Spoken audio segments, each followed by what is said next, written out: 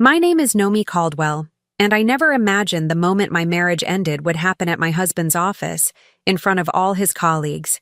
And everything I thought was solid collapsed in public. If you've ever trusted someone completely, this story is for you. Tell me where you're watching from and hit subscribe, because what happened next changed my life forever. I didn't plan to walk into that meeting. That part matters because if I had planned it, maybe I would have braced myself.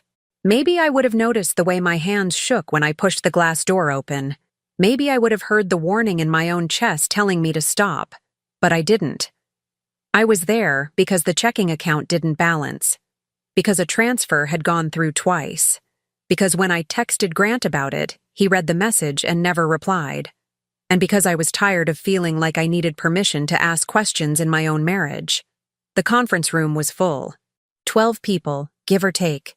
Long table, laptops open, coffee cups. The kind of room where decisions are made and nobody expects a wife to walk in.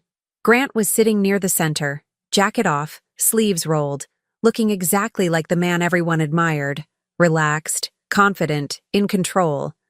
When he saw me, his face changed. Not shock, not surprise, fear. I should have turned around right then. Instead, I smiled politely and said, "Sorry, I just need a minute." The room went quiet in that polite, professional way. No one wanted to be rude. No one wanted to be involved. His boss, a man I'd met twice at holiday parties, chuckled lightly and said, "No worries. We were just wrapping up." Then he looked at Grant, grinning, and added, "By the way, before we forget, how's your pregnant wife doing? You must be counting down the weeks by now." The words didn't land all at once. They fell separately. Pregnant. Wife. Counting down the weeks. I waited for my brain to correct it, to fill in the missing context, to make it make sense. Grant didn't speak. He didn't laugh it off. He didn't correct him. He didn't look at me. He stared at the table. The silence stretched too long. Someone shifted in their chair. Another person glanced between us, confused. I heard my own voice before I felt anything. "I'm sorry," I said calmly. "What did you just say?" His boss blinked. Congratulations, right? On the baby?" The room froze. Grant finally looked up at me. His mouth opened, closed again. I felt something drain out of my body. Not anger, not tears. Certainty. "How far along?" I asked, still looking at his boss. 6 months, he said automatically, then stopped himself. His face went pale.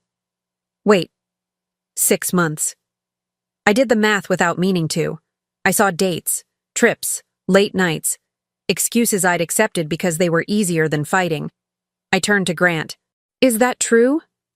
He stood up so fast his chair scraped loudly against the floor. "Nomi, this isn't—" I held up my hand. "No," I said.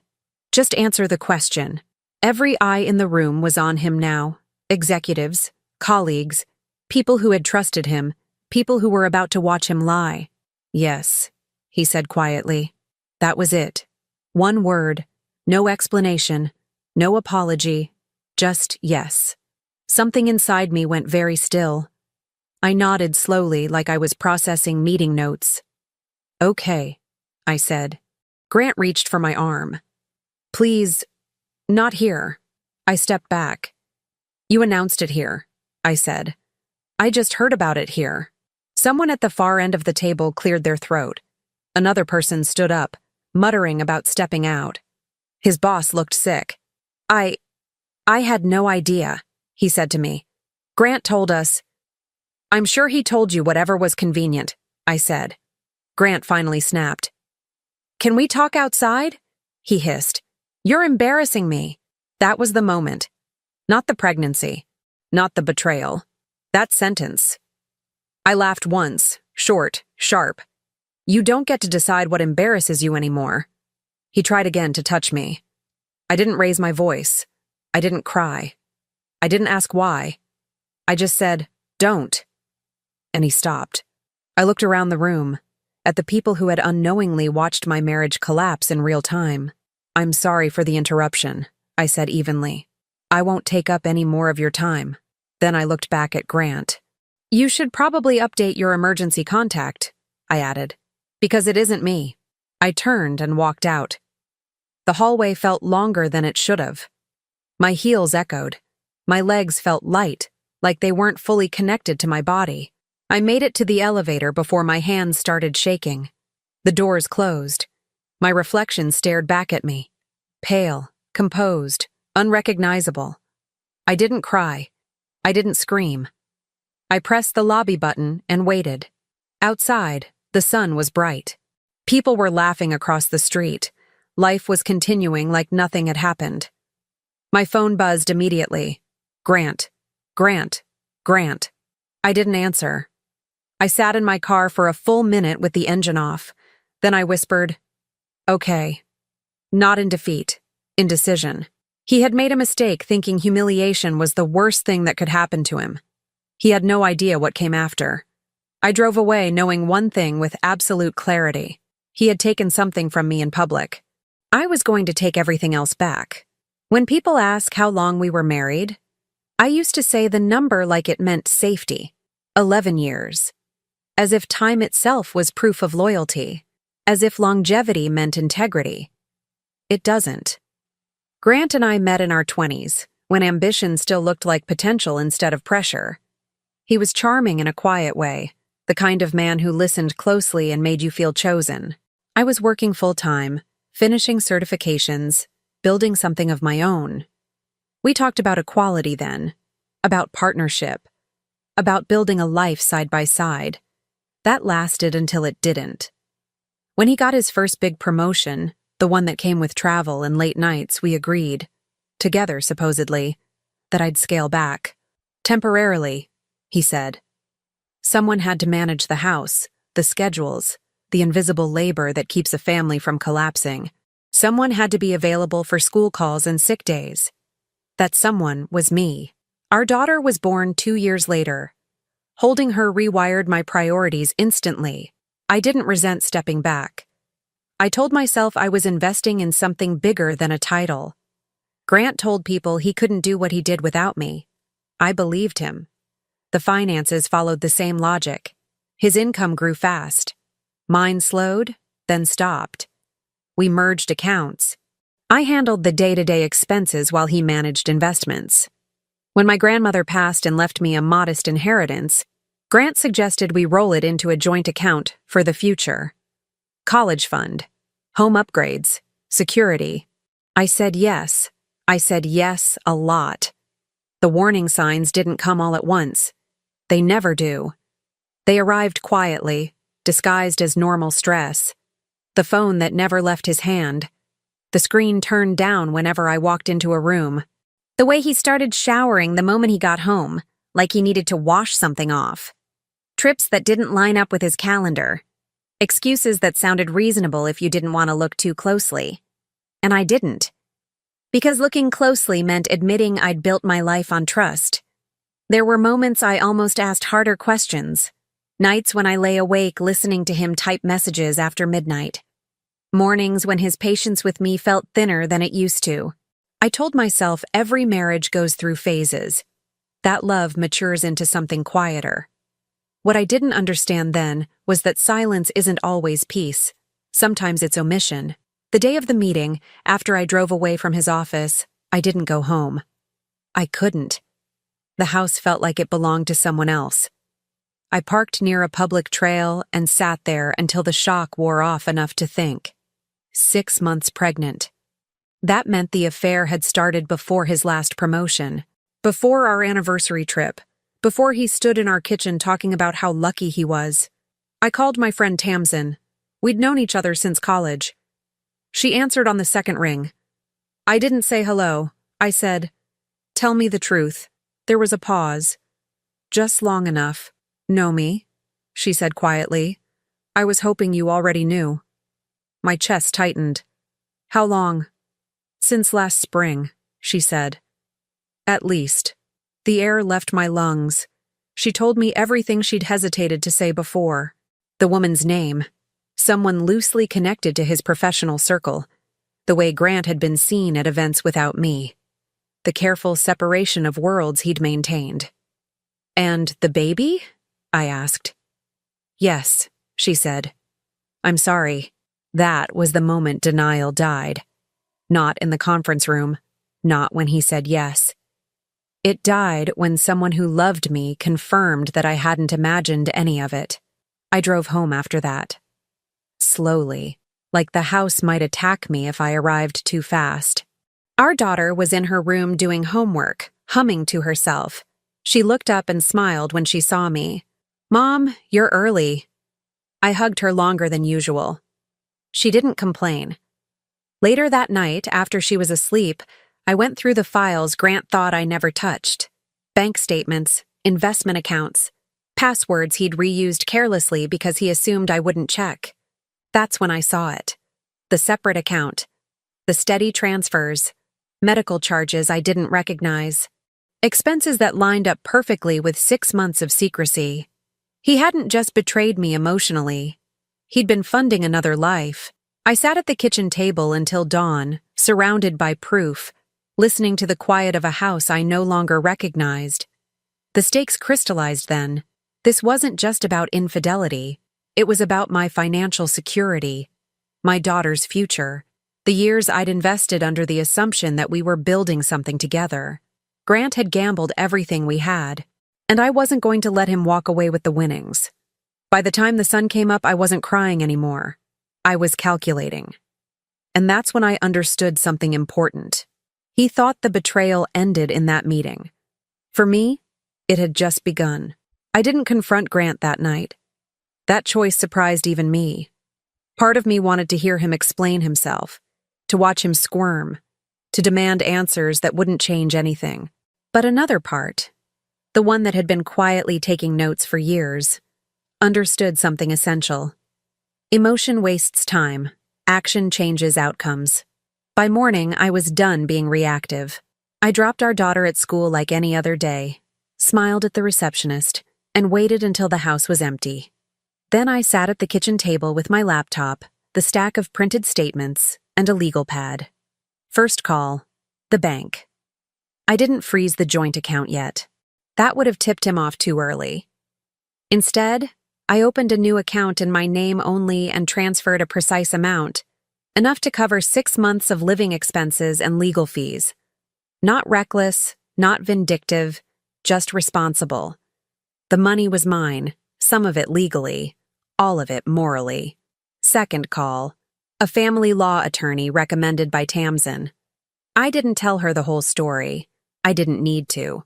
I told her the facts. Infidelity, pregnancy, commingled assets, a child. She listened carefully, then said, "You need to move fast." "I already am," I replied. She walked me through immediate steps: documentation, financial protection, custody positioning. I followed every instruction: screenshots, copies, cloud backups, physical files hidden where Grant never looked because he assumed control meant invisibility.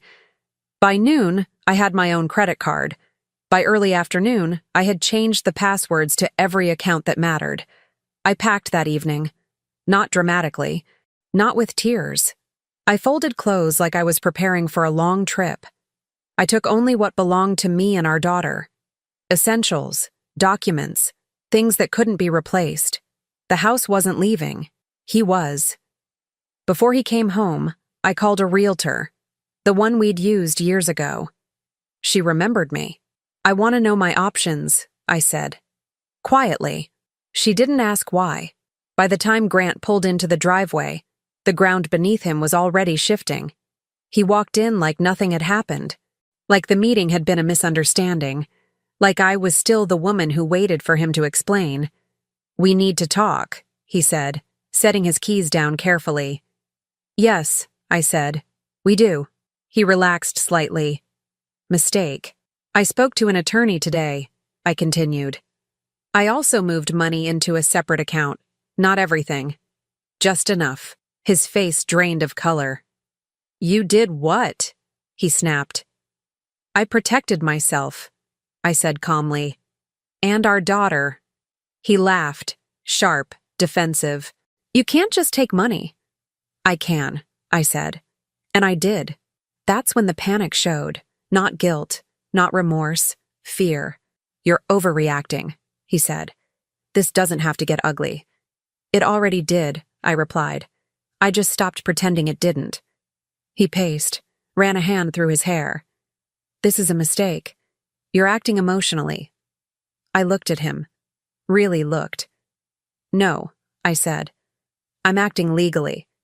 He stopped moving. "I know about the other account," I added. "The medical bills. The transfers. 6 months' worth." Silence. "You've been funding another household," I continued. "That matters." His mouth opened, closed. "I want joint custody," he said finally. I nodded. "We'll let the court decide that." That's when his phone buzzed.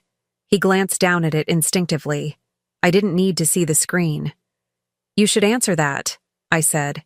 "She's probably worried." His head snapped up. "You don't get to do this," he said. "You don't get to turn my life upside down." I stood. "I didn't," I said. "You did." I walked past him down the hallway and into our daughter's room. I kissed her forehead as she slept, steady and safe in a world he'd already fractured. When I came back, Grant was standing exactly where I'd left him. "This isn't over," he said. I picked up my keys. "No," I said. "It started." And as I closed the door behind me, I realized something that made me smile for the first time since the meeting. He thought he was losing me. What he was really losing was control. The first consequence wasn't loud. It didn't arrive with shouting or slammed doors or dramatic scenes. It arrived quietly, the way real damage always does, through access being denied. Grant discovered it the next morning. I knew the exact moment because my phone lit up with 3 missed calls in under a minute. Then a text. "What did you do to the account?" I didn't answer. I was sitting in a small cafe 2 miles from the house, sipping coffee I barely tasted, reviewing emails from my attorney. While Grant was standing in a bank lobby somewhere, confused and irritated, I was already several moves ahead. By noon, the joint account was restricted. Not frozen, yet, but flagged. Any transfer above a modest amount required dual authorization. The separate account he'd used to fund his other life was documented and preserved. He could still see the numbers. He just couldn't move them. That was when panic began to replace arrogance. He showed up at the house that afternoon, furious and breathless, as if speed alone might restore control. I wasn't there. Our daughter was still at school.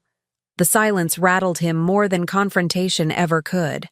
The second consequence hit at work. Grant had always believed his professional reputation was insulated, that personal mistakes stayed personal. He underestimated how quickly credibility erodes when people realize you've been lying in plain sight. The meeting incident had spread. Not loudly, not gossip-level chaos, but quietly. Questions began surfacing about his judgment, about his honesty, about whether the version of Grant they trusted was the real one. By the end of the week, he was removed from a client-facing role temporarily. Not a demotion, technically, just a pause, a review. The word review terrifies men like him. The third consequence found the woman he'd chosen. I didn't reach out to her. I didn't need to.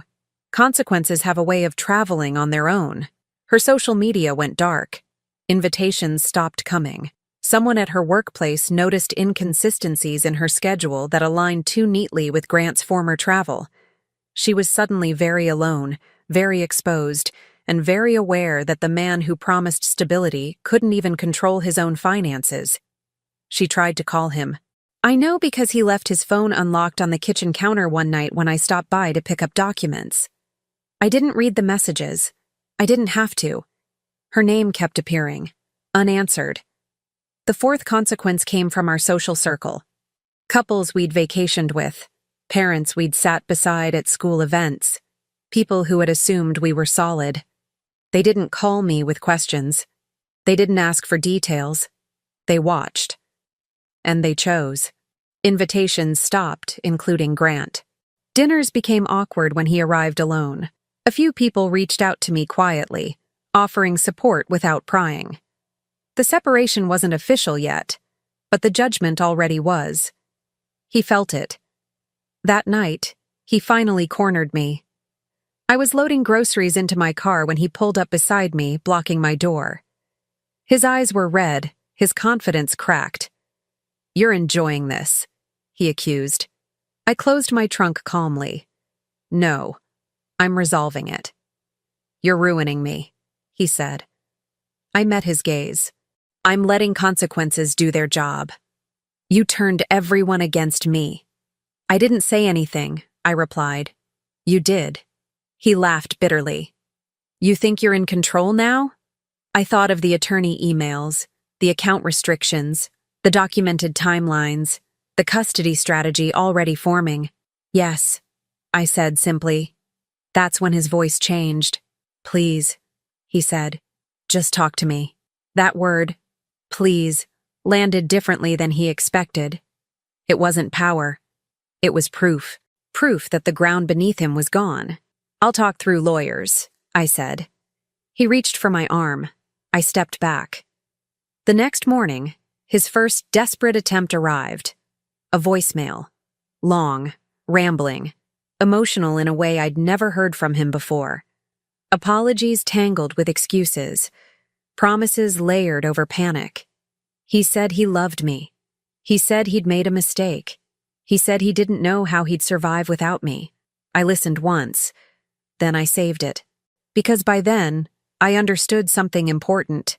The consequences weren't punishing him. They were revealing him. And he was only just beginning to realize how exposed he really was. The invitation arrived 3 days later. Grant's parents were hosting a small family dinner. Nothing formal, just close relatives. A chance, apparently, to clear the air. He forwarded it to me with a message that felt rehearsed. We should both be there. For appearances. For our daughter. I stared at the screen for a long moment before replying. "I'll come." I didn't say why. The house was already full when I arrived. Voices overlapping. Laughter that stopped just a beat too late when I walked in. Grant's mother hugged me tightly, whispering, "I'm so sorry," like she'd been holding it in all week. Grant stood near the dining table, stiff, watching me like a man waiting for a verdict.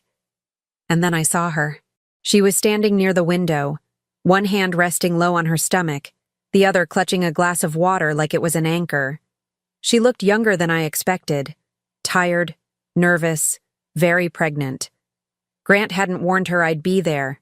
That much was obvious. We locked eyes for half a second, long enough for recognition to settle in, long enough for her to understand exactly who I was.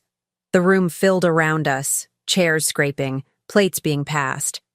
Someone suggested we all sit down. I didn't. "I think we should talk before dinner," I said calmly. The table went quiet. Grant cleared his throat. "Know me, maybe—" "No," I said. "Now is fine." His brother shifted uncomfortably. His father folded his arms, already looking disappointed in a way that felt final. I turned toward the woman by the window. "You must be the one carrying my husband's child," I said evenly. Her face flushed. This isn't an attack," I continued. "I just want clarity. Since I didn't get it the first time." Grant stepped forward. "Stop. This isn't fair." I looked at him. "What's not fair," I said, "is lying to 2 women and expecting silence from both." The room held its breath. I turned back to her. "Did you know he was married?" She hesitated. That was answer enough. "Yes," she said quietly.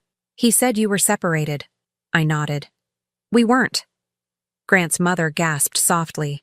"And did you know," I continued, "that he's been using joint funds, my funds, to support you?" Her eyes flicked to Grant. "You said—" "I know what he said," I replied. "I'm telling you what's true." Grant's father spoke for the first time. "Is this accurate?" he asked his son. Grant didn't answer. That silence did more damage than anything I could have said. The woman near the window swallowed hard. "I can't do this," she said suddenly. "I didn't sign up for this." She set the glass down, her hands shaking. I was told you were done, she said to Grant. That everything was settled. She turned to me. I'm sorry. And then she walked out. The front door closed with a finality that echoed through the room. Grant stood frozen. I didn't raise my voice. I didn't insult him. I didn't need to. I want you all to understand something, I said, addressing the table. I'm not here to argue. I'm here to be transparent. I turned back to Grant. You made private decisions that became public the moment you lied to everyone involved, I said. I'm done protecting you from the consequences of that. His mother began to cry quietly. His brother stared at the floor. Grant finally looked at me, eyes wide with something close to desperation. You didn't have to do this, he whispered. I met his gaze steadily. I didn't, I said. You did. I just stopped covering for you. I picked up my purse. For the record, I added calmly, I won't be discussing this again outside of court. Then I paused, just long enough for the words to land. You wanted 2 lives, I said. Now everyone sees the cost. I walked out without looking back. Behind me, the room erupted into voices, angry, disappointed, fractured. I didn't hear them, because for the first time since the meeting, since the pregnancy, since the betrayal, the humiliation wasn't mine, and Grant knew it. Grant tried to regain control the only way he knew how. He talked, not to me, around me. He called mutual friends. He emailed colleagues. He leaned on anyone who would listen and offered a softer version of the truth, one where mistakes were mutual, timelines were blurry, and intentions were misunderstood. In his version, I was emotional, overreacting, turning a private issue into a spectacle. He never said I was lying. He said I was dramatic. That distinction mattered to him. Within days, I could feel the shift. Not support evaporating. Curiosity changing. People didn't confront me, but I could sense the questions forming behind their eyes. The polite distance. The cautious neutrality. That was his goal. Confuse the narrative long enough for fatigue to set in. What he didn't know was that I had already decided not to speak at all. Silence wasn't weakness anymore. It was strategy. The escalation began when he made his first real mistake. He posted. Not directly about me, not explicitly. Just a carefully worded message about personal challenges, commitment to family, and privacy during difficult transitions. He framed himself as reflective, mature, responsible. The comments were sympathetic. That night, I sat at my desk and opened the folder I'd been building quietly for weeks. Receipts don't argue. They don't exaggerate. They don't raise their voice. They simply exist. I didn't dump everything at once. That would have looked vindictive. Instead, I released one thing, through my attorney, to the court record. A financial disclosure request. Routine. Necessary. Public. The next morning, someone noticed. By afternoon, people were talking. Transfers, dates, amounts, medical charges linked to the pregnancy. A timeline that didn't bend no matter how gently he tried to reshape it. Grant called me immediately. You're trying to destroy me, he said, his voice tight. I'm documenting, I replied. This is private. It stopped being private when you spent joint money on a separate family. He hung up on me. That same day, an anonymous account surfaced online. No commentary, no insults, just screenshots, redacted appropriately, showing dates and dollar amounts. Someone else had connected the dots publicly.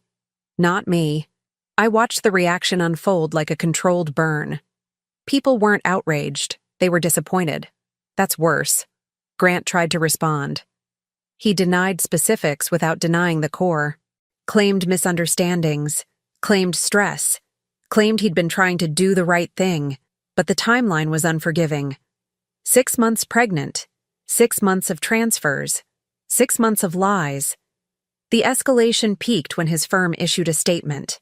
Short, clinical, carefully worded. They were placing Grant on administrative leave pending review of ethical conduct related to financial disclosures and personal integrity. Personal integrity. I read the words 3 times before they sank in.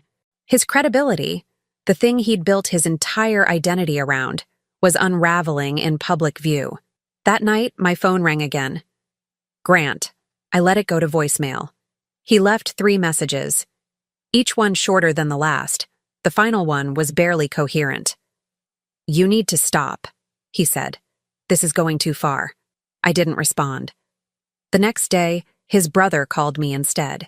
"I don't know what you're doing," he said carefully, "but it's everywhere." "I haven't said a word," I replied. He exhaled. "I know." That was the moment I understood the escalation had reached its tipping point. Grant had lost control of the story, not because I attacked him, but because the truth had momentum. The woman who'd been carrying his child stopped defending him. She deleted everything tied to him, removed his name from her life as publicly as she could. Survival instinct kicked in. He was alone. And finally, he showed up. Unannounced. Disheveled. Standing on the sidewalk outside the place I was staying, looking smaller than I'd ever seen him. "We need to talk," he said when I stepped outside. I crossed my arms. "You said that last time. You're letting people think I'm a monster." I studied him. The man who'd once dictated every major decision in my life. "I'm letting them think whatever the facts support," I said. "You're enjoying this," he accused again, desperate. "No," I replied. "I'm finishing it." His voice cracked. "I can't come back from this." I leaned closer, lowering my voice. "You should have thought about that before you created a future that didn't include honesty." I turned to go back inside. Behind me, Grant said the quietest thing he'd said all night. "I don't recognize my life anymore." I paused. "Neither do I," I said. "But only one of us caused that." And as I closed the door, I knew. The escalation wasn't chaos anymore. It was collapse. And he was standing directly underneath it. The legal process didn't feel dramatic. It felt surgical. Once the filings began, everything slowed down on the surface while accelerating underneath. Motions, disclosures, requests, deadlines that didn't care about emotions or excuses. The court didn't ask how sorry Grant was. It asked for numbers, records, consistency. And that was where he unraveled. The financial forensic review confirmed what I already knew. Joint funds used for medical expenses tied to the pregnancy, travel expenses misclassified as work, gifts disguised as reimbursements, a pattern so clean it bordered on careless. My attorney didn't celebrate. She just nodded and said, "This strengthens your position significantly." Strength was an understatement. Grant's lawyer tried early intimidation, letters about cooperation, warnings about reasonable compromise. The tone changed quickly once the evidence stack grew too thick to dismiss. Suddenly, they were asking for extensions, suggesting mediation, floating settlement terms that assumed I'd want to end it quietly. I didn't. Not loudly, just correctly. Custody became the first real blow. Grant assumed he'd have leverage. He always had. But the court didn't see a devoted provider fighting unfair exclusion.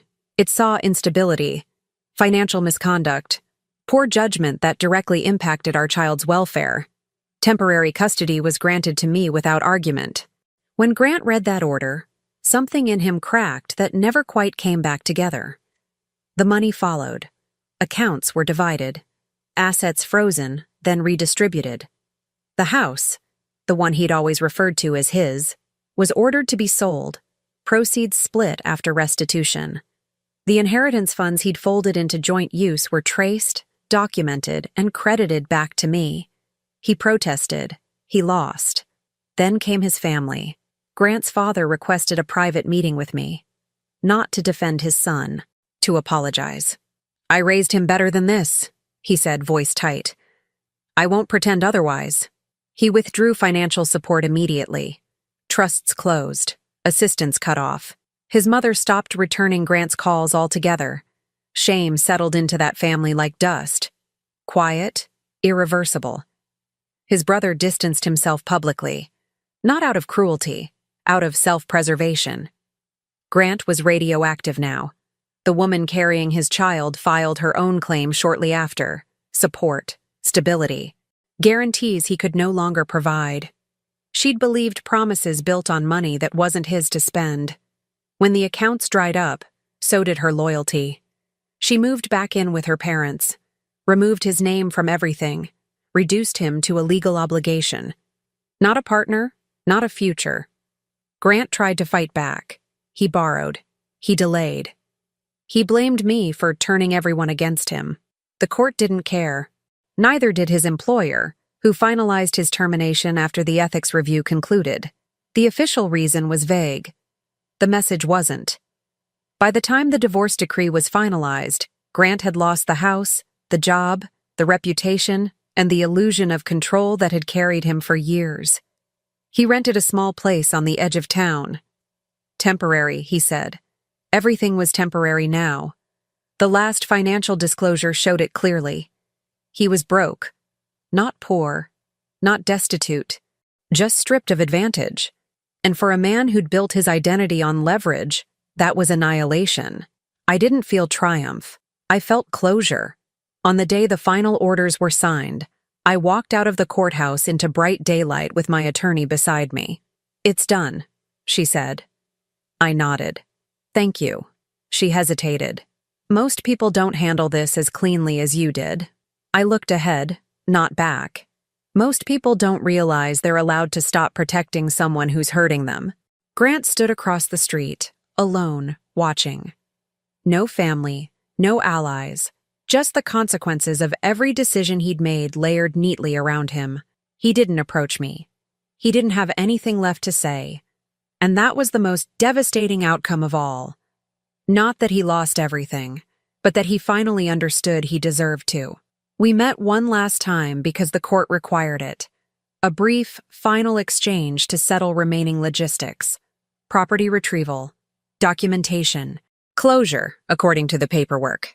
There is no box for closure. There is only distance. The meeting room was small and neutral, designed to prevent emotion from echoing. Beige walls, a round table, 2 chairs placed far enough apart to suggest civility, close enough to force eye contact. Grant arrived early. That alone told me everything. He stood when I entered, unsure whether to approach. He looked thinner than the last time I'd seen him. Not sick. Worn. The kind of exhaustion that comes from fighting gravity after the ground has already disappeared. "Thanks for coming," he said. I sat down. "This is required." He nodded. Sat. Folded his hands like a man preparing to confess something that wouldn't change the verdict. "I won't take much of your time," he said quickly. I wanted to say a few things." I waited. He swallowed. "I know you think I'm only here because I've lost everything." I said nothing. "But I've had time to think," he continued. "About us. About what I did." The words, "what I did," hovered there, vague and incomplete. "I never meant for it to go this far," he said. "It started as a mistake. I was overwhelmed. I didn't feel seen. You were always busy with—" I raised my hand. "No," I said quietly. "Don't do that." He stopped. "This is not a performance," I continued. "And I'm not the audience you think I am." His jaw tightened. "I'm just trying to explain. I already understand," I said, "better than you do." He leaned forward. "I loved you." I looked at him fully then, not with anger, not with nostalgia, with clarity. "You loved what I provided," I said. "Stability, silence, cover." "That's not fair," he snapped. I didn't flinch. "It's accurate." He shook his head, running his hands through his hair. "I'm not asking you to come back. I know that's gone. I need to know if you believe I'm a bad person." The question surprised me. I considered it carefully. "No," I said. "I think you're a careful one. You weighed your options. You calculated risk. You assumed I'd absorb the damage." He stared at me. "That doesn't make you evil," I continued. "It makes you responsible." Silence filled the room again. "I don't recognize myself anymore," he said quietly. "I don't know how to rebuild from this." That's not my work, I replied. His voice cracked. I lost my family. I tilted my head slightly. No. You traded it. He closed his eyes. I miss you, he said. Every day. I felt something then. Not longing, not sadness, distance. You miss the version of me that made your life easier, I said. She doesn't exist. He opened his eyes, desperate now. Can you at least tell me you don't hate me? I thought of the conference room, the pregnancy announcement, the months of deception, the money redirected, the child caught in the aftermath. I don't hate you, I said. Hate requires attachment. That landed. He exhaled shakily. Is there anything I can do? I gathered my folder, stood. Yes, I said. Hope flickered across his face. Leave me alone, I finished. It vanished. He stood too quickly. You can't just erase me. I'm not erasing you, I said calmly. I'm placing you where you belong. And where is that? He demanded. In the past, I replied. He took a step toward me. Know me, please. I met his eyes one last time. You stood in a room full of people and let me find out I was replaceable, I said. This is me returning the favor. His shoulders sagged. I never thought you'd become this cold. I didn't smile. I became precise, I said. There's a difference. I turned toward the door.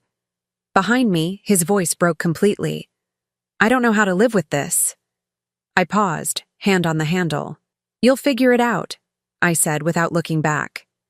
You always said you were good at adapting, and then I left. The door closed softly. No applause, no shouting, no final dramatic moment, just a boundary, enforced.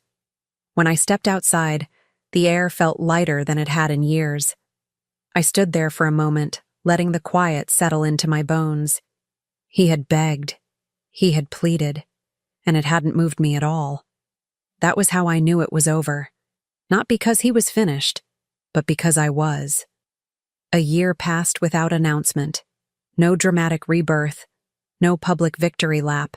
Just quiet days stacking on top of each other until they began to feel like a life again. I moved into a smaller place on the other side of town. Light-filled, manageable, mine. The kind of home that didn't echo with old arguments or expectations. Our daughter chose the paint color for her room. She picked something bright. I let her. She adjusted faster than I expected. Children notice everything, but they also adapt when stability replaces tension. Her grades stayed steady. Her laughter came back. She stopped asking questions she was afraid to hear the answers to. When she talked about her father, it was factual, not aching. That told me I'd done the right thing. I returned to work slowly, deliberately. Not chasing what I used to be, but building something that fit who I was now. My confidence didn't announce itself anymore. It showed up in decisions made without hesitation, in contracts reviewed carefully, in boundaries enforced without apology. Money stopped feeling like leverage and started feeling like a tool. I slept through the night. That alone felt like a victory. Grant faded the way people do when they're no longer relevant to your daily reality. I heard things occasionally, through someone who heard it from someone else. Temporary jobs, missed obligations, a life reduced to logistics. No rage attached to it, just distance. The woman who had his child moved on quickly. New support system, new priorities. I didn't track it. I didn't need to. That chapter belonged to him, not me. The only time I saw Grant again was accidental. A grocery store. Early evening. Ordinary. He stood in line 2 aisles over. Thinner, quieter, unremarkable. He noticed me at the same time I noticed him. Our eyes met briefly. There was no confrontation, no bitterness, just recognition. And then he looked away. That was the moment I understood the full transformation. Not that he'd lost power, but that I no longer reacted to it. I paid for my groceries, loaded my car, drove home to a life that didn't require vigilance. Later that night, I sat on the porch while my daughter did homework inside. The air was warm, calm, the kind of peace that comes from alignment, not avoidance. I thought back to the woman who walked into that meeting expecting answers and walked out with a fracture she didn't choose. She didn't know yet that betrayal doesn't end you. It clarifies you. Grant had believed loyalty meant silence. That love meant absorption.